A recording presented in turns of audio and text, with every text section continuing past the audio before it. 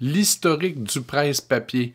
Une si petite chose qui peut avoir un impact tellement grand quand vient le temps d'utiliser un ordinateur Windows.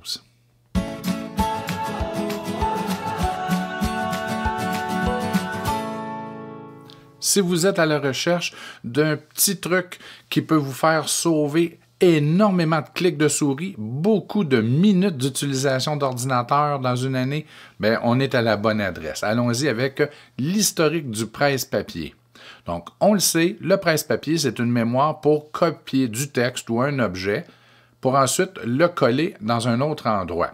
Généralement, on a l'habitude, exemple, on sélectionne un texte et avec le bouton de droite, on peut faire copier et avec le bouton de droite à une autre reprise, on peut faire coller. Ou encore, on peut faire CTRL-C, CTRL-V. Donc, je pourrais choisir cette phrase-ci, CTRL-C et CTRL-V. Et je pourrais répéter l'expérience aussi souvent que je le désire. Mais en temps normal, le presse-papier ne contient qu'un objet. Mais sachez qu'il y a maintenant un module supplémentaire dans Windows appelé l'historique du presse-papier. Donc, on va toujours utiliser le CTRL-C.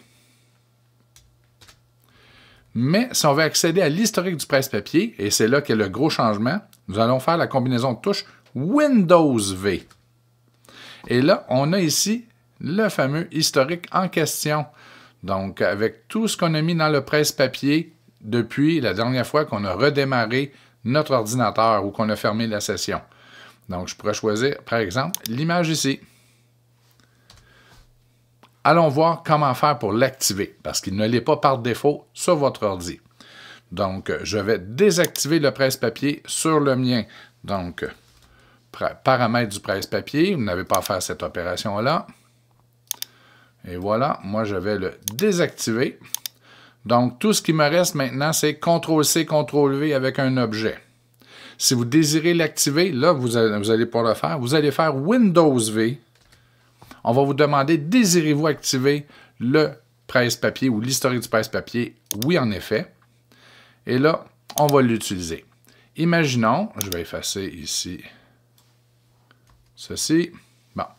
Imaginons que je désire copier les 3 images qui sont sur cette page Wikipédia ainsi que les 2 paragraphes de texte qui sont ici. Bon, mais allons-y. Regardez bien. Je fais une première sélection, CTRL-C. Une seconde sélection, CTRL-C. Choisir une image, copier, copier et copier. Donc, avant, j'aurais fait une sélection, je serais retourné à mon document, j'aurais collé. Je serais revenu, j'aurais fait une sélection, j'aurais copié, j'aurais allé coller dans mon document, toujours en basculant d'une application à l'autre. Mais maintenant, ce n'est plus nécessaire, car maintenant, en faisant Windows-V, je peux choisir ici, ma première sélection, Windows-V, ma seconde, et ensuite je peux ajouter mes 3 images.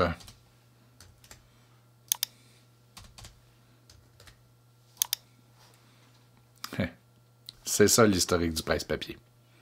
Donc, Windows-V pour l'activer la première fois, et ensuite vous pouvez y avoir accès uniquement en pesant Windows-V. Sachez que c'est une habitude qui est souvent bien ancrée, CTRL-C, CTRL-V, mais après quelques jours, vous allez y arriver. Vous allez avoir le réflexe de faire CTRL-C, Windows-V. Bonne utilisation du presse-papier.